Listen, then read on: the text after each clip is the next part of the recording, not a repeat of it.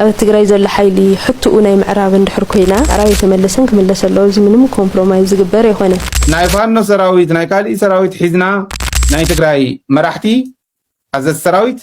وعلم حزي بتون اللوي بالجنرال صار كا لو حبرت أوروبا بزعبا تجري زوطة مقلتة جبت كونتات زين صبار غي قبل حوحات نتسق له قفا يعري من نجاجر خوين اللو كم على الشباب تشفينك عم كتما مخون نزر أنا يوجد እሱ ይዝድከምዘ አዲመራ እንደገና በኢትዮጵያ ሊዘፈን ነው ግዙዕ ኢለ ያለ ፍቀረት መስልኒ ይحلف قوت زلماني ሰላም አደቅ ዓበይቲ ዋዛ ናይት ቻናል ቤተሰብ ሃመን ይኹም ዳሕና ዲኹም ነማዓንትማ ወቅተል ባላይ ትጋይ ነገራት ሃመን ይሉና ሓደ ሓደ ነገር ሕዝርኩም መፀን ይኹ ዝባ ላ ንዛራይ ፊልም ሓድሽውን ማ ላይክ ና ሰብስክራይብ ናገርኩም ናት ቻናል ቤተሰብ ትኾን ትኽልኹም ላ ቪድዮ መለስ ኸዚ ዳመስተይ ዚአንያ ለደላይ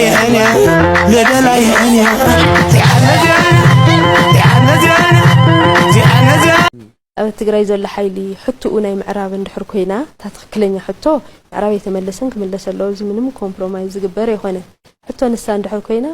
فانه هو يخلي تقالي سو هو يخليه معراب مريتس ناتيلو كحق منقص وصاي ذكراخرن بحيلي سلطان كحز مريت كورر انقساقس حيلي يو مالتي even ኤርትራውን ብዙሕ ግዜ ፍተናይ ኩናት በበይኒ ጀምር በበይገለ ክብሉ ከለው ብደው የምዝብሉ ዓላማውን ማእኸል ስለ ዝኾነ በምዕራብ ክገብሩ ኳስ ኣይደልን ማለት እዩ ምዕራብ ክህብን ትግራይ ኣይደልን ወሻዕብያ ተዝሓዞ በዛላምበሳን በገለን ዘሎ መሬት እውን ኣይሃበን ክብተ ዝኽእል ሱን መሃበ ነይሩ ስለዚ ናይ ህዝቢ ትግራይ ረብሓ ከረጋግጹ ኣሚኖም ልጉሽት ዝቃለሱ ሓይለ ይኮን ታይዳ ናይ ትግራይ ሓይሊ ከም መጥቀም ገይሮም ይወስዱ ሻዕብያውን ታኺናት ብሩሕቁ ናብ ትግራይ ናፍቲ ኤርትራ ከይተጸግዐት ብሩሕቁ ኣብ ትግራይ ዓውደ ኺናት ክኸውን ኣብ ትግራይ መዝሓል ክኸውን ዓላማ ገይር ናፍቲ ኺናት እንተኣቲና መዝሓል ክኸውን ስለዝደልዩ ብተግባር ናፍቲ ኺናት እንተኣቲናውን ተወሰነ ነገር ክሕግዙ ይኽእሉ እምበር ሙሉእ ዓቕሞም እውን ከኣቱ ይኽእሉ እዮም ይብለ ምናልባት ናኦም ትጽጋዕ እንተሎ ክብሉ ይኽእሉ ይኾኑ even عقم رخيبة مثل فيدرال منجستي أنت زتفقون سلطان حيزومس نتجري سلطان كوو زي حسوا نجاريو مالتي أي خون كلهم ونيهون بر ولا ما أخذ زلون ولا ديو خلي ديو قالون سي أحلفهم زوي خون زومنا هنا مسارح يوم زخون زلو مسارح خون الله مالت من مسارح زخون زلو من سي تجري مودة تزي ولا هالكيت زي العالم ناوكينات الناتو زتبس مسارح زخون زلو سي انتي من انت سلطاني هبناني لهم قريتان قيمن سلازفطرو افت منغستي دك عبيتي حفنا عم تسمع هوي مالتي حلافيت ناي سمرت صحافيت امثلني همزو او صحت هم زرزرت خينو قازين ناي عسا همسنا غرتس بقى وطات تغرا للو نغرات تعمي خبير او ساعات لنا احنا او ساعات لنا يخلي احنا وطات تغرا لنا يمكرا مان ميغني ስለዚህ ሃምዝ ዓት ነገራት ማንም ጣውናት ለልስ ነገር ሰይለ ገጭት ለል ማንም ማሕረስ ሰይለ ስለዚህ ናብ ልቦናኩም ተመለስና ከለኹም ማለት ኢና ክንደሊ ላብ ቀጻል ቪዲዮ መለስ ኸዚ ናይ ኢሳያስ ተተካይ ተፈሊጥኒ የዛና ግዳይ ባትሩሉ ጀነራል ጻድቃን ናይ ፋኖ ሰራዊት ናይ ካሊ ሰራዊት ሒዝና ከምዚልና ክንመጽኢና ዝብሉ ናይ ትግራይ መራሕቲ ኣዘዝ ሰራዊት نوعلهم حزي بتون اللوي بالجنرال صاركان كا أبزن زرعهم من قال محتتاتون أبزن زقني أخيباتاتون زقلبن زقني عين واقع أنيلو TDF أنا بروباغندا انتهي كشنو في أمكم زول زلو مع زوان نقرن مشفان شفين كات سقاقين كان محلافكو كتقورة تغليخا سب تزاريو كايو تزربو علكا تزرب متحدر كا أمنك كان زي غل نقرقن انتهي ندابلك إخا نمن كتأمن انتهي لكا نمن كتأمن إخا هم مختقبر حد كزيب تعمي إيقر من نيشانكنني انتهي يوم زنسوات زيوم انتهي يوم يو حمامو ميلكان مدلاي زغبدي anyway أينو واقع أني لتديف انبالليل إيو نابو قزقو فمليسو إيو يولو بتحدقز قالوا تحدشتوني إتو اللو يوسخ اللو يعبي اللو يسلطن اللو يدالو اللو يبلو بعل زولة زنبري تناتاتهم مقدفوه بذا حدا قص كعا عين واقع أنو اللي TDF ناوجوزي من اللي صار له عبلكم ولا صار كان تقرأي زمر حزلو كاب شعبية استوى تأزاز زقبلوا قلة سوات رحيهم تأزاز شعبية تقبلهم زنكاس قصوا زلو ترحمبر تسترف استردو قردنا وجوز تموليسي يبلكم ولا يسأل كان زلو زلي تردو تموليسي نايكوني دليتهم نايكونات دليتهم أيام زركو على زلو نايكونات دليت زلو ومرحتي سراويت كم زلو وني قم تصار كان كوينات من يزدليا كوينات من يدليا أينا يزدون قرح لنا زلو وسبيو كوينات بعلو خيد زدليا سلازي اتم نايكونات دليت زلو ومترحت زي كوينهم تسترفي من اللي صلو عقم سلازي يقولهم قن عاب فرح تبع غمزلو الرقاقيزنا غمزل الرقاقيزنا لنا يبل قد محزي بزم حدرلو كم حدرو سلازي يقولوا عفاني حقي عفان اواج اوص يمولو يبل است اواج عفان مخاني يقلصمو قد محزم محدر زنور منقد تقيمهم كم حدرو سلازي يقولوا عفان حقي عفان اواج اوص يمولو يبل تاواج بايزو يتقيمي تقيمي برقص كفتاتات اللو تخفتات دك عبيت خزس جنرال طارق عم تناغرت خونس زم حالفتي زم وتهدرات ولا TDF جلس كلا جزء يوم نبلش لو إن هامين يزقدي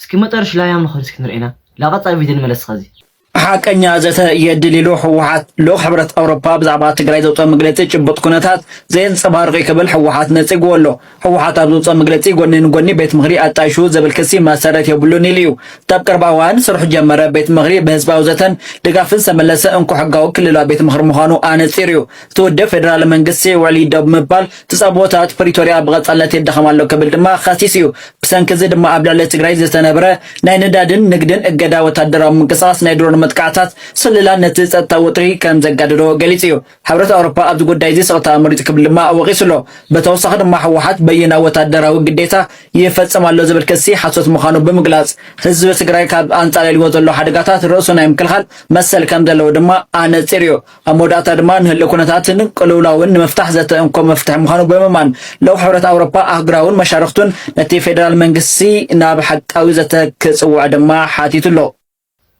أدك عبيد خازن دعك زتس يدلي إندني أزوانا قداي أو خلنا زت ندلينا خلو تقرأ أو زلو ساعات زتس يدلي نجاراتك أخبيدني أو بق مفتح نجارت حدش نجارات مفتح ندلينا وتأتت لنا سلازي لو البخل مولسهم لا البونا يملسنا لا قطع بدل ملس خزي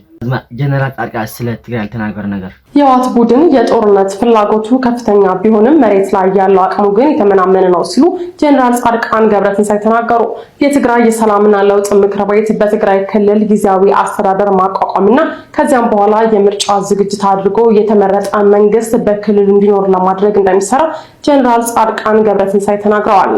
የትግራይ ክልል መብቱን አስጠብቆ ሙሉ በሙሉ ወደ ኢትዮጵያ የፌደራል ስርዓት እንዲገባ ማድረግም የምክር ቤቱ ዓላማ መሆኑን ገልጸዋል። የቀድሞ ኤታማዦር ሹም ጀነራል ጻድቃን ገብረትንሳኤ ይህንን ያሉት ከኤንቢሲ ኢትዮጵያ ጋር ባደረጉት ቃለ መጠይቅ ነው። ጀነራሉ ትግራይ ውስጥ ካለው ችግርና ህዝቡ ያጋጠመው ካለው ውስብስብ ፈተና አንጻር ፈጥነን እየሰራን አይደለም ብለዋል። በትግራይ በተለይም በወጣቱ በኩል ከፍተኛ የለውጥ ፍላጎት አለ ያሉት ጀነራል ጻድቃን በትግራይ ጦርነት እንዳይመጣ ከፍተኛ የህዝብ ፍላጎት እንዳለና የአስተዳደር ለውጥ ፍላጎት መኖሩን ተናግረዋል። ምክር ቤታቸው እነዚህን መነሻ አድርጎ እየሰራ መሆኑንም ጠቁመዋል። ይሄ ጊዜያዊ አስተዳደር ከተቋቋሙ በኋላ ደግሞ ዋናው ስራው ምርጫ አካሂዶ የምርጫ ፕሪፓሬሽን አድርጎ ለተመረጠ መንግስት አስረክቦ ትግራይ ክልል መብቱን አስጠብቆ ሙሉ በሙሉ ወደ ኢትዮጵያ የፌደራል ስርዓት እንዲቀላቀል ለማድረግ የሚያስችልበትን ሁኔታ ማመቻቸት ነው ብለን አስቀምጠናል። በዚህ መንገድ ነው እየሰራን ያለነው። ትንሽ እድገት አለው። ትግራይ ውስጥ ካለው ፕሮብሌም አንፃር እና ህዝቡ ያጋጥም ካለው ችግር አንፃር ፍጥነታችን ከሱ ጋር የሚመጣጠን ነው አልለውም። ያው እድገት አለ፣ መቀጠል አለ። ግን ደግሞ ለትግራይ ህዝብ ፈጥነን ልንደርስለት ስለሆነ የሚፈልገው እዛ ላይ የሚጓተቱ እንትኖች አሉ። ዋናው ችግራችን የሚታገል ማአት ወጣት አለ በየግሉም በየማህበርም ብዙ የህዝብ የለውጥ ፍላጎት ከፍተኛ ፍላጎት አለ። ሁለት ነገሮች ላይ ትግራይ ላይ ከፍተኛ መተማመን አለ። አንደኛ ጦርነት እንዳይመጣ ፍላጎት አለ አክሮስ ህብረተሰቡ በሙሉ ወጣቱም ሰራዊት ውስጥ ያለውም ሌላውም የተማረውም ነጋዴውም ምናምኑም። ሁለተኛው ደግሞ በመጣንበት አይነት አስተዳደር መቀጠል የለብንም አስተዳደራችን መቀጠል አለበት የሚለው የለውጥ ፍላጎት አለ። ይሄ የኛ ምክር ቤት እኛ እየሰራንበት ያለነው ምክር ቤት ማለት ነው እነዚህን ሁለቱን ነገሮች መነሻ አድርጎ እነዚህን ትንሽ ፈታፈታ አድርጎ ሰው ለማታገል በሚያስችል አይነት መንገድ ለማስቀመጥ ነው እየሰራ ያለው። ከሻዕቢያ ትዕዛዝ የሚቀበለው የህወሓት ቡድን ጦርነት የማድረግ ፍላጎቱን ባይተውም አቅም ስላነሰው ብቻ እየዋለለ ይገኛል በማለት ነው ጀነራል ጻድቃን የተናገሩት። በእኔ አመለካከት ትግራይ ያሉት መሪዎች ከሻዕቢያ የሚሰጣቸውን ትዕዛዝ ተቀብለው የነሱንም የራሳቸውን የያዙትን ዓላማ ለማሳካት ጦርነት ለማድረግ ፍላጎታቸውን አልተውም። ሙኝታቸው አልቀረም። አቅማቸው ስለተመናመነ ብቻ ግን እንዲህ እየዋለሉ ነው ያሉት። ማይክሮፎን ላይ ወጥቶ መፎከሩን አላቋረጡም፣ ይናገራሉ። ያ ጦርነት እንዲህ እናደርጋለን እንደዚህ ይላሉ። መሬት ላይ ያለው ደግሞ የማያላውሳቸው እየሆነ እየመጣ መሆኑን ያያሉ። هذا قاعد خزي جنرال ጻድቃን ተናገሩስ واحد دغو دوم سقاጭን قيلنا ማርያም لا انا نخدو እግዚአብሔር አምላክ ግን ነቃ ምሕረት ለኸና እዩ ሃሚልኻ ዋና ልብኻ መማኒ ለቀጻይ ቢደን መለስ ሕያት ኸዝማ ግፋ ዓዲ ጉደ ማለት እዩ ናይ አልሻ ዕጥቁ ገይሮም ወጣት ይገፍሉ ከምተ ወረ ተጣዕም ተዋዚ ወላ ብና ሶሻል ሚዲያ መጽይኹ ማለት ያን መልከት ኸዝ ግፋ ይዕሪ መነጋገር ኮይኑሎ ብጣዕሚ ብዝገርም መልክዑ ሕዚ ከዓ ከም አልሸባብ ተሸፊንካ ልክዕ ከምቲ ቅድሚ ሕዚ ናይ ዘዋዶ ምምሕዳር ከፍርስዎ እንተለው ኣብ ከተማ መኾን ዝረኣናዮ ጉድ እሱ እዩ ዝድገም ዘሎ። እዚቶም ተሸፊኖም ብምሎም ዓይኖም ጥራሕ ተርኢ ገዲፎም ልክዕ ከምቲ ናይ አልሸባብ ብሓፂሩ ናብ አልሸባብ ተቀይሩ ዘሎ ሰራዊት ብኸም መንገዲ መናእሲ ምግፋፍ ጀሚሩ ሚስጥር ኣለዎ እኮ ቅድሚ ሕዚ እውን ኣብ ራያ ከምኡ ክንገብሩ እንተሎ መንነቶም ከይፍለጡ እዩ። ስለዚ ገበኒኻ ትሰርዕ ዘለኻ ናይ ሰብ መሰል ኢኻ ትዳፋእ ዘለኻ ገፅኻ ተሸፊንካ ትገብሮ ማለት እዩ። ሕዚ እውን ዝግፋእ ኣብ ከተማ ዓዲ ጉደም ብሕልፊ ዝተረኣየ ብኸምኡ ልክዕ ተሸፊኖም ነቲ መንእሰይ ንምግፋፍ ዝኸድዎ መንገዲ ከዓ እቲ ቪድዮታት ትሪኦ ዘለኹም እቲ ምስልታት ነውፅኦ ዘለና ብኸምዚ መንገዲ እዮም ተሸፋፊኖም ክላሾም ብኸምዚ ሓቢኦም ነቲ መንእሰይ ናገፈፉ ውዒሎም ዘሎ። እዚ ኣብ ዓዲ ጉደም ኣካባቢ ይካየድ ኣሎ፣ ኣብ ሰብዓ እንደርታ ዘለዋ ጣብያታት ይግበር ኣሎ፣ ኣብ ኣራጉረ ደርጋ ዓጀን ኣብ ኩለን ከባብታት ኣብ ሰሓርቲ ይካየደሞ እዮም። ኣብ ብዙሕ ከባብታት ይግበር ኣሎ፣ ብሰፊሑ እውን ትግፋ ይካየድዎ ኣሎ። እቲ ብጣዕሚ ዝገርም ግን እዚ ግፋ እዚ ዓበይቲ ዓለም ለኸ ትካላት ከምኒ ኣውሮፓዊ ሕብረት ከይተረፈ ብሓይሊ መናእሰይ ትገፍፍ ኣለኹም ፕሪቶሪያ ኣፍሪስኩም ዝነበረ መንግስትነት ኣፍሪስኩም ተባሂሎም ክሰብ ዝቐርበሎም ሕዚ ሕወሓት ሎማዓንቲ ሕብረት ኣውሮፓ እውን ዝሃቦ መልሲ ሓሰት እዩ ተፀልሙና ኣለኹም ኢሉ መልሲ ኣይንገፍፍን ዘለና መንግስቲ እውን የፍረስና ብዝብል ማለት እዩ። ናብ ሕጋዊ መንግስቲ ኢና ዘለና ግፋ ዝበሃል ከዓ የለን። ከምቲ ትሪእዎ ኣለኹም ግን ዓለም ብዓለሙ ትናሃገረሉ ዘላ ብከምዚ ከም አልሸባብ ጭምብል ተሸፊንካ ግፋ ከዓ ይቕፅል ኣሎ ማለት ኣብቲ መልሲ ዝሃብሉ መዓልቲ በዓሎም ክርዕድ እቲ መንእሰይ እዚ ምግባር ማለት እዩ። ኣብ ሽረ እውን ትማልኾም ቀፂል ኣብ ብዙሕ ከባብታት ዝለመድዎ ስለዝኾነ ብፍላይ ብሰሜን ምዕራብ ኣብ ማእኸላይ መዓልታዊ ስለዝኾነ ልሙድ ተርእዮ እውን ኮይኑ ዝቕፅል ዘሎ ከመይ ኢኻ ነገራት ማተስ መን ኢኻ ተኣምን ንሓቂ ድግፋን ኢኻ ተኣምን ትኽእል በቃ ማተስ ብሱረቅ ሕሱስ ኢልና ሕሱስ ለቀጻል ቪድዮ መለስ ማኸዚ ሰበር ኸዘማ አዲመራ ሊደገም ነው። ሰበር ዜና አዲመራ እንደገና በኢትዮጵያ ሊዘፈን ነው። ላይ ወገኖች እንደሚሰማው ከሆነ ይህ ነገር የመሆን እድሉ ሰፊ ነው። የኤርትራው ፕሬዝዳንት ኢሳያስ አፈወርቂ ወደ የኢትዮጵያው ጠቅላይ ሚኒስትር አብይ አህመድ ወደ ኤርትራ አስመራ ተጉዘው ወደ ፍቅር ሊመለሱ እንደሆነ ተሰምቷል። ይህንን በተመለከተ እንግዲህ የኤርትራው ፕሬዝዳንት ኢሳያስ አፈወርቂ ከአሜሪካ ጋር የጀመሩት እጅግ የተጠናከረ ዲፕሎማሲ ወደ ሀገራችን ወደ ኢትዮጵያም እንዲገባ ምክንያት እንደሆነ በርካታ የፖለቲካ ተንታኞች ነዋሪዎች እየገለጹ ይገኛሉ። ምን ተሰማችሁ? ለፈጣንና ወቅታዊ መረጃ የፎሎ ምልክቷን እንድትጫኑ ጋብዛለሁ። አመሰግናለሁ። ሓሪፊ ነገራት ነከሪ ለዕርቅ ነገር መምላሱ ሓደ ዓዊ ለጥ ነገር በቃ ነከሪ ቢያንስ ሰላም ናይ ምዃን ዕድል ብጣዕሚ ልዓሊ ርግምት ነና ኣነ ለቐጻይ ቪድዮ ንመለስ ኸዚ እስኪ ማሜ ሸበላ እስኪ ቀስምዕና ልመለስ ደቂ ዓበይቲ እዚኣ ማማ ክትዋት ይወስደው መላባ ወሰድኒ ኣታወደይ ሱስተን ደቂ ሓሙሽተን ትሕቲ ዓመት ይዝና ኣስካደ መሲልካ ታቶም ክንዳ ዝኾኑ ፕላን ፕሌዝ ዝውሃብሉ ኣነ ክውሃብ እንደ ኣታወደይ ንሶም ቶም ምግቢ ምድዓዛዮምን ጥዕና ተሳልኒዮም እስኻ ጭሕምኒ ከ ክንዳ ኣድግ ትኾን ክትሕልፍ ተጠሚካ ኣጨለካ ሰሰን ክትሕልፍ ኣላ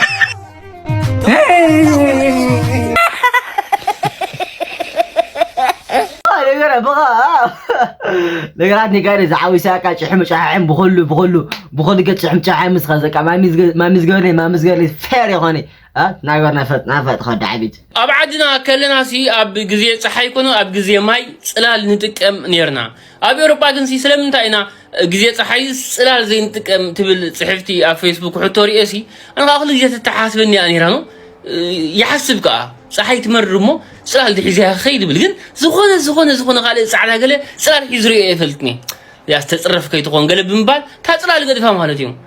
حجي ابتي كاف تصحافه كومنت بزح حسابتايو صعدو قر قال فلزخونس نتا صحينا في وايوم وي فيتامين دي نخلقو بخاب صحي قال صحي متان كهرموميا يبلو قال صعدو سان سكرين ناي قال فلزغورس صقم يبلو قالبلو حنت خاب كله زعجبت نقرب ملس انتيا اب اوروبا اتي صقطي زبرتع نفاس سلازي هليو بقى تصحي كنت دبرتعكو انت دا نفاس سلازي هلي صقط غبرلكا حجا ابرعلو انت دا صلال غيركا تصلال نبعلو صقطي يخغبر مالتيو نتا زلان اشتو نفاس مريسي يخلكل ابعدنا جن بزح نفاس سلازولو اتي اب غزي صحي تغبرو صلال نتي نفاس يقند زخلكل نتا صحي يكونن جلز بالعين تريمو انتي تقولوا صون كبرات تعزت مال سلم تايو ويكون تقوموا كلكم ديكم اب غزي صحي اب زي اوروبا تقوموا سايزبال طلعت تقوموا نغورناسكه لايك ايترون سعنا بزح سبك توصح وسيله ازرق حزل لو فيديو سب تري وانبر سب دغيو خيد زلو حغزا ينفص زلو حغزا وصاوصا يزبل زلو كندينا كيري ازا فيديو سب وي مستولسكم ملسوا اخم زمعاتي ايساننا غاصيا نشنشكاو هاجر جرمن يغني لي مصال خذ اور حاجات لما نغرات خالي نيجن بناور بعين تمسخ خالي نغي سلازي فقا ليخون نغرات ياي حياتي بنال معد فيديو مالتي مسرت البالناي خونتات هم حاسخ من طرطري لي قطا فيديونا اسك عن غير 50 انت نغركم بلاك جيمركم سبسكرايب ودهم موچو